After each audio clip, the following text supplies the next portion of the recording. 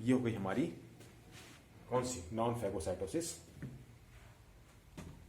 Phagocytosis sales. ठीक है, तो ये तो दो तरह से सेलुलर, ये क्या हुई हमारी सेलुलर बैरियर हुआ। ठीक है, अब हम अगला आते हैं सेलुलर बैरियर के बाद हमने दो इम्यूनो बैरियर पढ़े। पहला हमारा था फिजिकल बैरियर, स्किन और म्यूकस, सेकंड हो गया हमारा सेलुलर बैरियर। अब थर्ड की बात करते हैं, जो थर्ड होता है हमारा होता है फिजियोलॉजिकल बैरियर।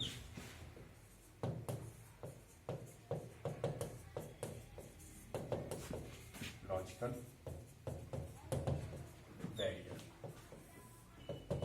फिजियोलॉजिकल बैरियर जो होता है इसका मतलब होगा कि हमारी बॉडी में जो फिजियोलॉजी हो रही है, जो हमारी बॉडी में जो मेटाबॉलिज्म हो रही है, वो भी क्या करती है, वो क्या करती है, वो भी कुछ ऐसे सिक्रीशंस करती है कि वो जो बैक्टीरिया है वहाँ पर वो ग्रोथ नहीं कर पाते। ठीक है, जैसे अब फिजियोलॉजिकल बैरियर क्या है हमारा, सबसे पहले आता है फीवर। पहला हो गया हमारा फीवर। फीवर के लिए रिस्पॉन्सिबल कौन है, हमारी बॉडी के टेम्परेचर के लिए रिस्पॉन्सिबल होता है हमारा हाइपोथैलेमस। हाइपोथैलेमस हमारी बॉडी के टेम्परेचर को रेगुलेट करता है। जैसे ही कोई पैथोजन हमारी बॉडी में इंजेक्ट होता है, हाइपोथैलेमस क्या करता है, टेम्परेचर इंक्रीज कर देता है। जब टेम्परेचर बढ़ जाता है बॉडी का, तो क्या होगा, जो बैक्टीरिया, जो पैथोजन्स हमारी बॉडी में आए, ये पैथोजन्स उसमें ग्रो नहीं कर पाते, मल्टीप्लाई नहीं कर पाते, उनके लिए एक शॉक होता है। ठीक है, तो फीवर होने से क्या हुआ, उनमें मल्टीप्लिकेशन रोक दिया गया, उनकी जो मेटाबॉलिज्म एक्टिविटीज हैं वो भी स्लो हो जाती है। ठीक, तो पहला हो गया हमारा फीवर। सेकेंड किसके थ्रू होता है, हाइपोथैलेमस। ठीक है, हमारे ब्रेन में हाइपोथैलेमस पार्ट होता है जो फीवर के लिए रिस्पॉन्सिबल होता है, ये हमारी इम्यूनिटी है। ठीक है, चलो सेकंड आते हैं हम लोग, इसके अलावा हमारी बॉडी का पीएच ऑफ बॉडी। जो बॉडी का पीएच है ये भी क्या करता है, एंटीबैक्टीरियल होता है, यानी ये भी क्या करता है कि पैथोजन्स को डेवलप नहीं होने देता। ठीक है, हमारे ओरल कैविटी में, वेजाइनल ट्रैक्ट्स में, अलग अलग रेस्पिरेटरी सिस्टम्स में, सब जगह जो पीएच वैल्यू है वो एंटीबैक्टीरियल की तरफ होती है। इसके बाद आता है हमारा अगला सिक्रीशंस, थर्ड।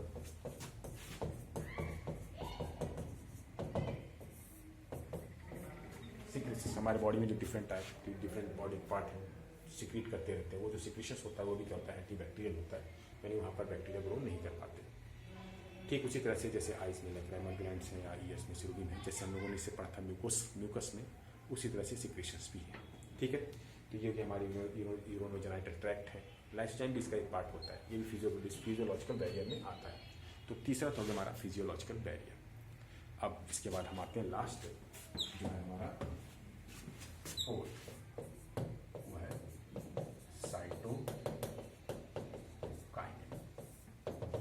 साइटोकाइन्स। ठीक है, साइटोकाइन्स या साइटोकाइन्स।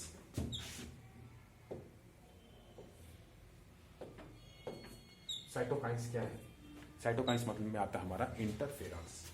यहां पर हो गया हमारा इंटरफेरॉन। ठीक है, इंटरफेरॉन, चलो इंटरफेरॉन में देख लेते हैं।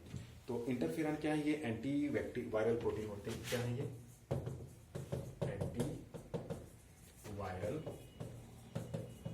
प्रोटीन्स, ये एंटी वायरल प्रोटीन्स होते हैं। ठीक है, मोस्टली किस में रिलीज होते हैं, कैंसर के लिए केस में, या फिर अगर वो वायरल इन्फेक्शन है तो वहां पर ये इंटरफेरॉन्स फॉर्म होते हैं। ठीक है, ये किसके बने होते हैं, they are made up of 270 amino acids. ठीक है, 270 एमिनो एसिड्स। अब यहाँ पे 270 एमिनो एसिड्स के बाद अब ये करते क्या है, ये जो सेल डेड होती रहती है वो सेल्स ऐसे सब्सटेंस रिलीज करती हैं जो कि स्टिमुलेट करते हैं। क्या रिलीज करती हैं वो एक्चुअल में को क्या कहते हैं हम लोग, टीआईपी रिलीज करते हैं।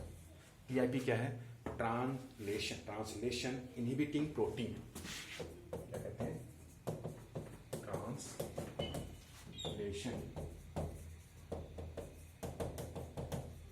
Inhibiting protein.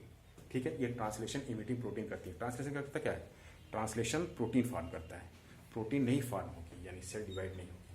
ठीक है, तो एंटी कैंसर होते हैं इंटरफेरेंस। जब सेल डेड होती है तो वो सेल्स क्या रिलीज करती है, केमिकल्स रिलीज करती है, जिनको हम क्या कहते हैं, इंटरफेरेंस कहते हैं।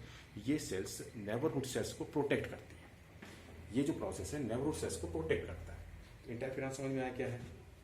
ये स्पीसीज स्पेसिफिक होते हैं, हर सेल अदर टाइप का इंटरफेरॉन रिलीज करेगी। जितनी भी टाइप की सेल है हमारी, वो अदर टाइप के सेल्स को अदर टाइप के मतलब हर सेल अपना एक अलग टाइप का इंटरफेरॉन रिलीज करती है। और एक इंटरफेरॉन एक स्पेसिफिक टाइप उसी स्पीसीज की, जिस जो सेल डेड हो रही है वो अपनी ही स्पीसीज को बचा सकती है। कहने का मतलब ये हुआ कि अगर एक सेल डेड हो रही है, सपोज स्क्वेमोजो सेल्स डेड हो रही है, तो दूसरी स्क्वेमोजो सेल्स को ही प्रोटेक्ट करेगी, वो कॉलमनर सेल्स को प्रोटेक्ट नहीं करेगी। यानी ये स्पीसीज स्पेसिफिक होते हैं। एक स्पेसिफिक टाइप ऑफ सेल एक specific type of interferon he release करती है, दूसरी सेल दूसरी टाइप का इंटरफेरॉन रिलीज करती है। ठीक है, तो ये अलग अलग सेल्स को क्या करती है? प्रोटेक्ट करती है। चलिए अब इसके बाद हम आते हैं, ये तो हो गई हमारी इम्यूनिटी का। अब इंटरफेरेंस, और यहाँ पर एक चीज बता दूँ आपको कि जो IF अल्फा यहाँ पर करके आपको पूछा जाता है, ये INF अल्फा क्या है, इंटरफेरेंस अल्फा क्या है। एड्स के केस में और कैंसर, ठीक, कार्पोसी जो सार्कोमा है उसमें जो इंटरफेरॉन बनते हैं, वो इंटरफेरेंस एड्स के केस में भी काफ़ी पॉसिबिलिटी देखी गई है कि वो काफ़ी हद तक सक्सेसफुल भी हैं उसको केयर करने में। ठीक है, मैं आज इतना ही रखते हैं, फिर हम इसके बाद नेक्स्ट पढ़ेंगे HLA सिस्टम, हमारी इम्यूनिटी का अगला पार्ट। Okay, bye.